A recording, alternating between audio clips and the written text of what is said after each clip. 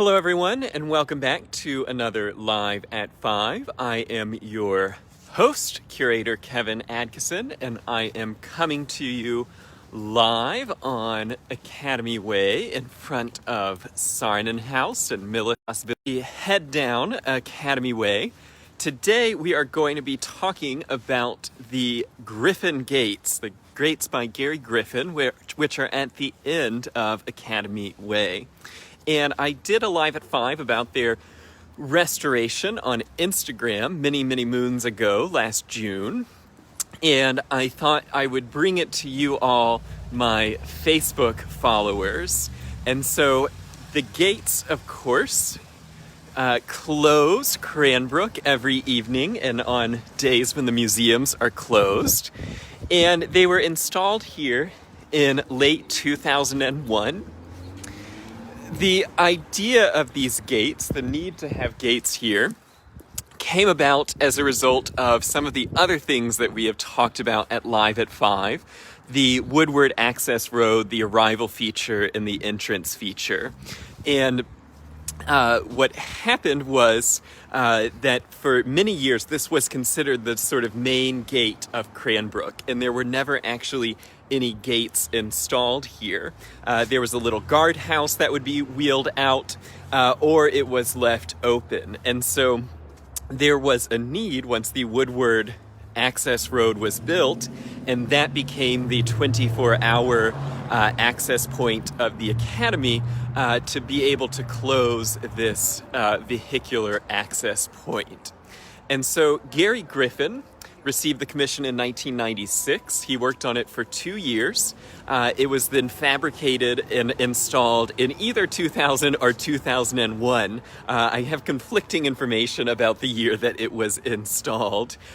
One of those is correct. A little bit more about Gary Griffin, and then we will get more up close to the actual gates. So Gary Griffin came to Cranbrook in 1984. He was head of the metalsmithing department until 2006. And when Gary Griffin began here at Cranbrook, he would have been working in a department located here in the historic arts and crafts courtyard. And so this giant chimney led down to some of the metalsmithing forges. And then the metalsmithing department also occupied the lower level of this corner, what had been the silver shop of Arthur Neville Kirk and Harry Bertoia before him. Now, it's kind of amazing that here at Cranbrook, since 1948, there have only been 3 metalsmiths in residence: Richard Thomas, Gary Griffin, and now Iris Eichenberg. So it is the department with the least amount of turnover. And Gary Griffin came into Cranbrook in 1984 after Richard Thomas, Richard Thomas was really known for his beautiful, fine silver smithery. Gary Griffin was known for working at the scale of jewelry, all the way up to architectural installations. And so he brought that sort of expansion of scales down to jewelry, up to architectural ironwork, with him to Cranbrook. And his students were a really diverse group of metalsmiths who worked on everything from automobile and industry to architectural installation and jewelry. While he was here at Cranbrook, he worked on gates and railings, he worked on furniture, he worked on sculpture, so a little bit of everything. Now, these are probably his most lasting legacy at Cranbrook, and they are made of this sort of 6-inch thick transparent web of flat steel. And I'll do a walk around the gates and talk about some of their detail, but as Cranbrook is actually open today, so are the gates, so I will not close the vehicular access and upset any parents picking up their kids. Instead, I'll close just the pedestrian side. And when Gary Griffin first designed the gates, he showed his first model to our then president, Dr. Lillian Bowder. And the first proposal was actually something that used a lot of natural forms of sort of plants and animals and grapes. And in his lessons to his students, Gary Griffin would always tell them that if you're going to put a rose on a gate, or if you're going to do a bunch of grapes, you need to know the difference between a grape, a table grape and a wine grape, a young rose and an old rose, a wilted rose. And so he really thought about the specifics of these natural forms. And that's what he first proposed at Cranbrook. And Dr. Bowder looked at it and she said, "My dear sir, I have not asked you to design a Gary Griffin gate for Cranbrook, but a Cranbrook gate by Gary Griffin." And so he ended up redesigning that initial proposal and ending up with this here. Before I go sort of element by element about these gates, a little bit more about Gary. He was born in 1945. Today he lives in El Rito, New Mexico. He was born in Texas. His father was a Texas rancher who died when Gary was pretty young. His mother was from California. But her grandparents were actually from Coldwater, Michigan. And so he always thought it was interesting that he ended up in Michigan when he really had no direct connection here through his mother or father, but his grandparents grew up just a few miles from the campus. He was raised in Los Angeles, where his mother ran an antique shop and was an interior decorator.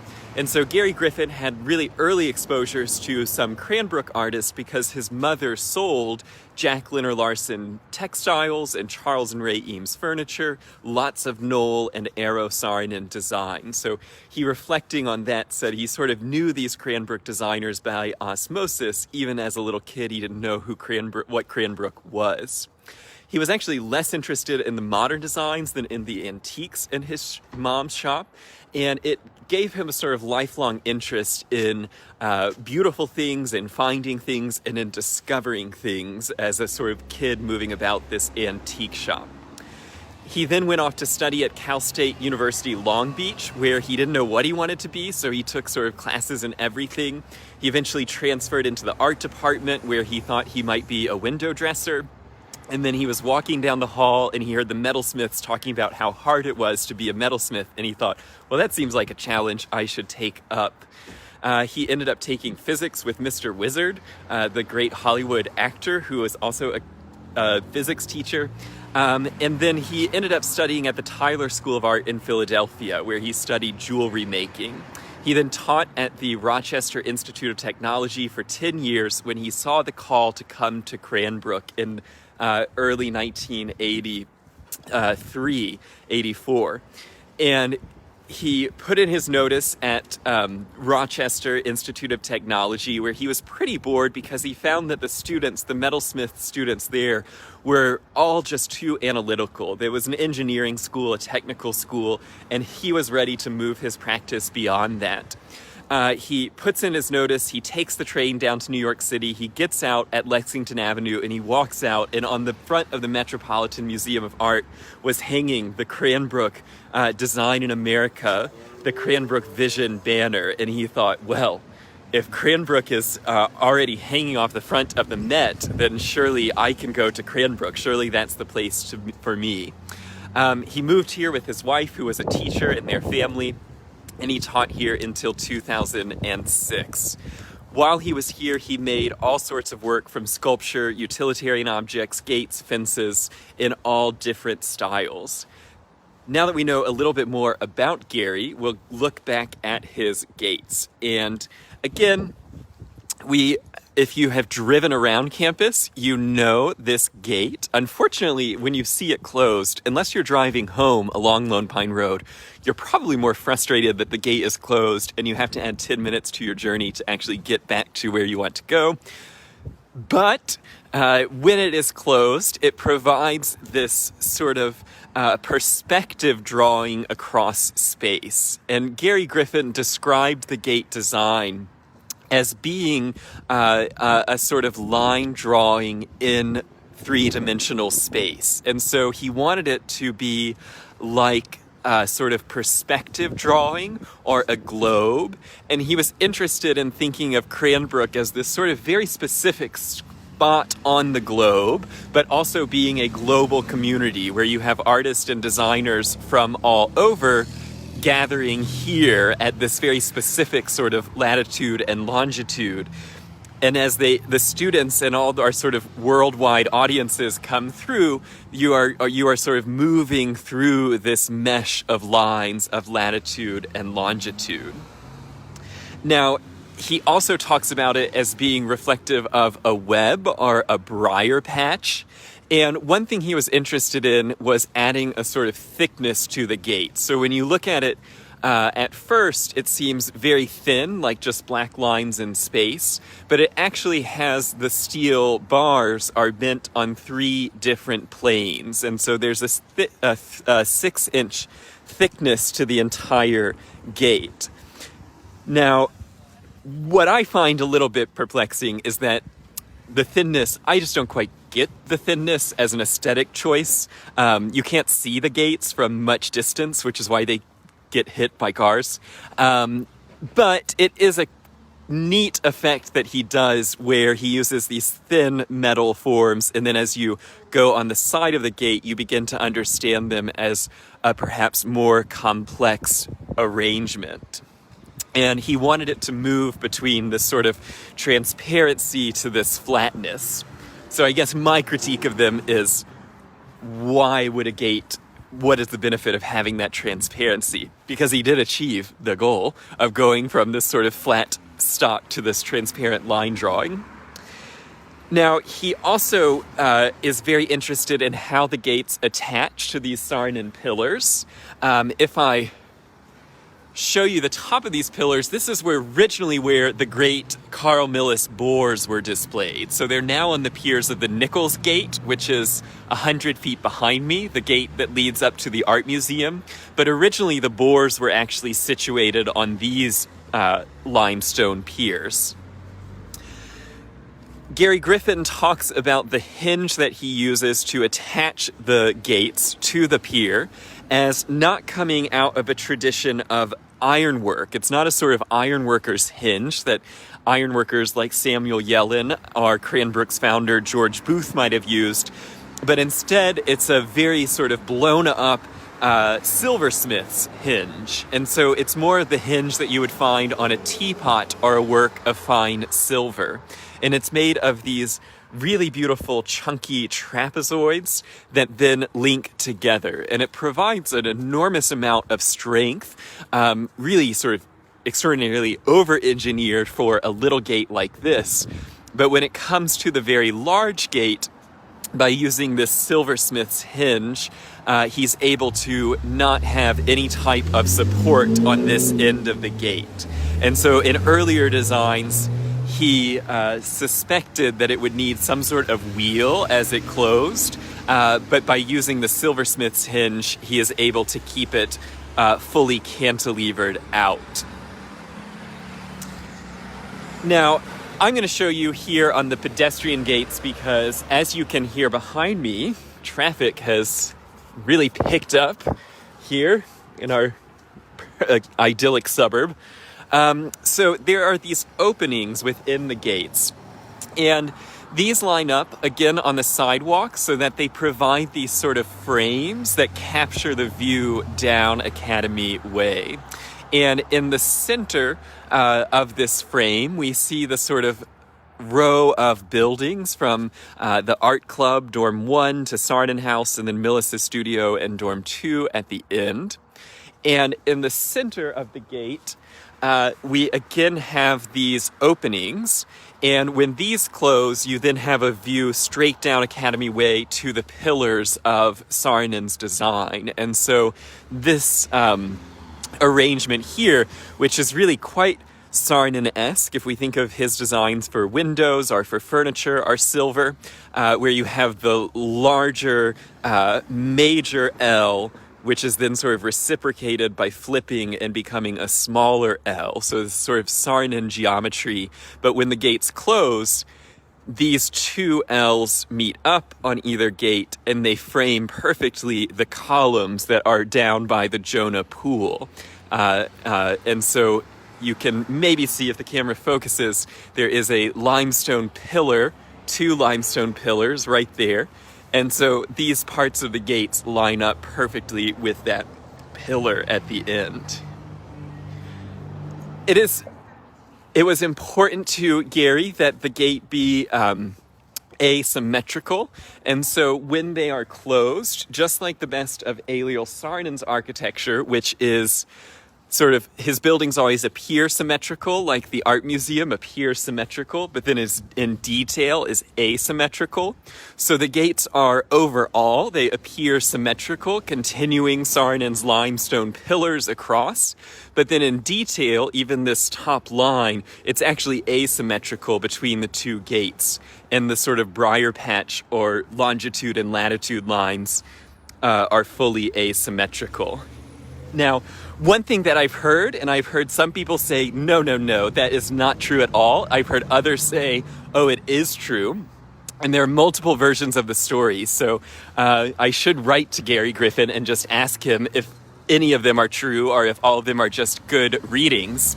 But these little divots here, some people speculate that these represent the famous, or rather infamous, speed divots that we have on Academy Way, where anyone who drives a low car, certainly any sort of luxury car, if you try to go too fast down our Academy Way, you will bottom out. And as someone who now works from home with a window facing Academy Way, all day, every day, I hear the smooth sound of a BMW hitting the asphalt as it moves through. And so are these little speed divots immortalized forever in our gate? I love that reading. Every time I see the gate, all I think of is the speed divot, and I laugh. Another reading of them is that they are car tire treads. And that is a lesson that I heard from James Viste, who was Cranbrook class of 97, one of Gary Griffin's students. And he said, oh no, we came out with our paper and we drew tire treads on cars in the parking lot, and then we shaped them into the metal. So one way that Gary Griffin would work is that he spent, every artist in residence at Cranbrook Academy of Art has to be a practicing artist and a teaching artist. And so Gary Griffin ran Griffin Metalworks, which was his business, his company of metalsmithing. And he would work with Griffin metals for 2 or 3 days a week, and then work with the students for 2 or 3 days a week. And he often in the summers would hire students to come and work on his projects. And so James Viste is one of those students who then worked as both a student at Cranbrook Academy of Art and then as an employee for Griffin Metals Works. And Viste is the one who told me that, no, they're not the speed divots, they're tire treads. So whatever we see in art must be true, I think. And it was actually Mr. Viste, who still is a practicing metalsmith who worked on the restoration of the Peacock Gates, who over the summer last June restored the Griffin Gates. And so he, if you saw the picture that I posted to Facebook earlier, he ground off all the rust spots on the gate, and then he primed and coated the entire piece. Now, the original coating was a powder coating that was done in a powder coating facility like a car, but to get these things off of their jewelry hinges, they simply weigh so much, and so the decision was made to keep the gates in situ. They've never been removed, and it had to be repaired from a wayward Uber driver who took out parts of the gate. And so the repairs were made, and then because those repairs were needed, the decision was made to sand them down and recoat them. And so that was all done by one of the students of Gary Griffin over the summer. If you want to hear from him, I actually did do a little interview on my last Live at 5 about these gates on Instagram, where James Viste told us a little bit about the gates. So If you are local, if you live on campus, if you come to events here, you know that public safety likes to close these gates at any time between 5 o'clock and 9 o'clock. So it's always a joy to not be able to see them from the end of the road and drive all the way down here and then not be able to get out. But I will, as curator of the Center for Collections and Research, continue to prevent any type of reflective tape being added to the gates, and think of the next time that happens as just a moment to pause and reflect as you make a 10-point turn to get out of this closed gate situation. I hope this was interesting for everyone to learn a little bit more about one of the late additions to the Cranbrook campus. And there are drawings for a Saarinen gate that was never made. I don't know if Gary Griffin studied those drawings at all. I don't think that he did. Or at least he didn't pick up any inspiration from the Saarinen gates. Saarinen gates would have been a series of 6 equal squares going across with 6 figures of artists working. I don't actually know the story of why those gates were never built, but we do have a Saarinen design for a gate that went across this spot.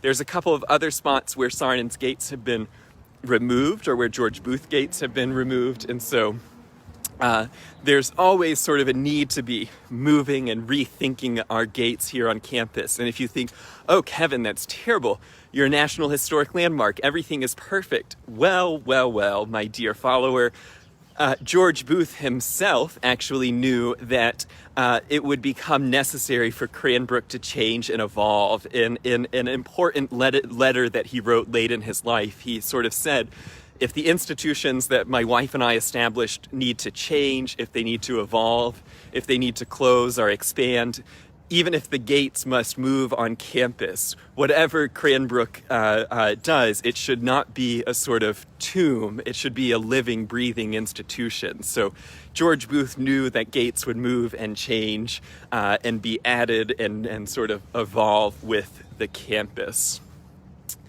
Thanks so much for following along for another Live at 5. It's a beautiful day here in Bloomfield Hills. If you enjoyed seeing Gary Griffin's work just with these gates, I encourage you to give him a Google, and you can see some other work of his on the American Craft Council website. He's certainly a very award-winning educator and metalsmith. And one thing I forgot to mention down at the gates, because it doesn't make as much of an appearance, is that Gary Griffin really loved history. And so I mentioned that unlike so many artists and architects that we talk about here at Cranbrook on Live at 5, where it's sort of like they come out of the womb and they're, I'm going to be an architect, I'm going to be a furniture maker. Gary Griffin came to it later in his education, and he decided that to become a metalsmith, he needed to know a history of metalsmith. And so he went to the library, he looked at all the books, he sort of took some down, and then he thought, I bet if I just read every edition of Craft Horizons, which seems achievable, it was established in the 30s, this was the 70s, I'll sort of learn a history of metalsmith for the last 30 years. And he never sort of gave up this idea that the craftsman should be educated in the past. And so he spoke quite fluently and eloquently about Cranbrook's history of metalsmith, and of the history of metals in architecture and design more generally. And it is a respective history that he passed on to his students, that, even if your work isn't historic in form, you should know the history. Those who don't know it are doomed to repeat it. Or as Louis Kahn always said, the best education I had was in the Beaux-Arts, because in order to move past something, you have to fully understand it. And so I think it's interesting that now, where some students don't always see history as being relevant to their practice, the library, the books, the magazines that Gary Griffin enjoyed and that his students enjoyed are still there, ready for the exploration. That leads me directly into promoting our next big talk and event. I am curating a special show with the students. 67 students at Cranbrook Academy of Art are going to be building new work for Saarinen House, Smith House, and Cranbrook House. And on March 28th, I encourage everyone to sign up for the free virtual lecture tour through the house, where we will see students from the Department of Metalsmithing, as well as all other 10 departments at Cranbrook, making new work engaging with the historic interiors and objects. So I have been helping them, directing them to sources to do research and to do further explorations, and I think it's going to be another great instance, just like Gary Griffin had the chance to work with Eliel Saarinen's piers 70 years after they were built, to give these students a chance to work with houses 110 or 60, 70 years after they were built. So again, that lecture and virtual tour will be March 28th, a Sunday at 3 o'clock, and it is absolutely free. So head over to center.cranbrook.edu and sign up for that event.